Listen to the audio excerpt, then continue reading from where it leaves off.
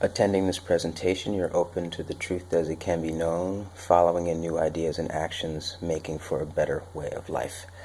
I'm Inner Peace artist James Coleman. This is Inner Peace Arts Unscripted. I'm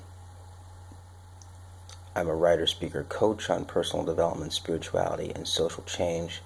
And here you're going to find very interesting topics in that vein to help make a better way of life and all that. At the end, I'll share my properties, and let's get started.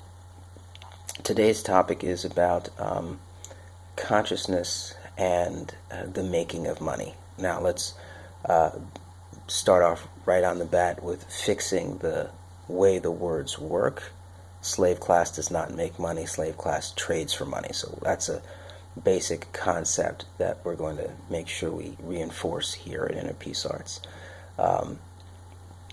And so if you want to free yourself, you have to be in a system where you're either making the money or you're controlling more directly the value of your production and how it's used to trade for things. Because there's stuff, there's feelings and stuff. That's, more basics that we're going to drive home. But the impetus here is about consciousness and the creation of value, let's say, because part of what we do here is raise the consciousness of a person, people, to a higher level, so to speak, to be able to incorporate the needs of others more into one's own position, so that when one acts, more benefits of your individual actions help you and others. I think that's one way of expressing higher consciousness, right? And so there are skill sets that are provided here, tools and techniques, right? And can those tools and techniques be used to generate more money within the system? I would say yes, and you would have to admit that, because that's what the system does. It can basically take anything and turn it into something to trade for the money that it prints. So, and I had thought about this before and didn't really make this clear to myself. And even though I knew it was true, it just, sometimes you get an idea and you go with it, and then you realize, oh, there was this little piece that was missing that you can't ignore. And this was one of them. So, and I mention this because, listen, many of listeners, or some of the listeners, or however, people in the slave class often struggle with the notion of having enough, right? Some have enough because they're in the buffer class, but some don't. And, what do they do to get what they need? Because you have to be able to have what you need. You have to be able to be in a place where, your basic needs are met, and you can then act to build a life, build a consciousness, build more good feelings, right? And so that's part of what the consciousness does. I mean, if there's no material impact, it's pointless, right? And material impact meaning, even if it means just feelings that move you to do something, but it really is about a more profound material impact in terms of how people use their resources. So the idea is not necessarily, though I would argue in other places, to actually have, direct, like telekinetic powers, right? I mean, I mentioned that specifically because it's like, getting into that whole kind of magic realm. And do those things happen? Is it possible? Probably, I don't know, but I can't do it. So if someone can do it and they can do it consistently and show me, by all means, But right now, if I want to pick up a cup of water, I have to pick it up with my hand and put it in my hand, or have someone else pick it up for me, right? Or some other entity, object, something, right? So I'm not going there with the kinds of powers that I'm thinking of that are possible through inner peace arts and all these kinds of mental technologies. What is possible, though, is a kind of influence over people. And is that the way to go? But I don't want to go there so much as we're talking about the tools and techniques created here and the trade for money and the temptation, I guess, to say, okay, I need more money. Let me figure out how I can turn these tools and techniques into a cash machine. And while I think that's possible, it's not the way that I'm thinking about it. And I'm sure someone else could come along and say, hey, you got all these great ideas, why don't you do this so you can make a lot of money? And I would say, okay, sure. Who doesn't want more money for more freedom, etc., and to be able to help others, or at least have more time in your brain so that you're not worrying about those things, that you can develop the other things that can help other people, right? But I'm not thinking that way, and perhaps I should. I don't know. I'll leave that to comments and feedback. But I'm really thinking mainly on how I can quickly get to those ideas, principles, concepts, and practices that can disseminate and on their own start to work out a new culture. Because it's not something I do alone. It's not my own imagination that's going to create this culture.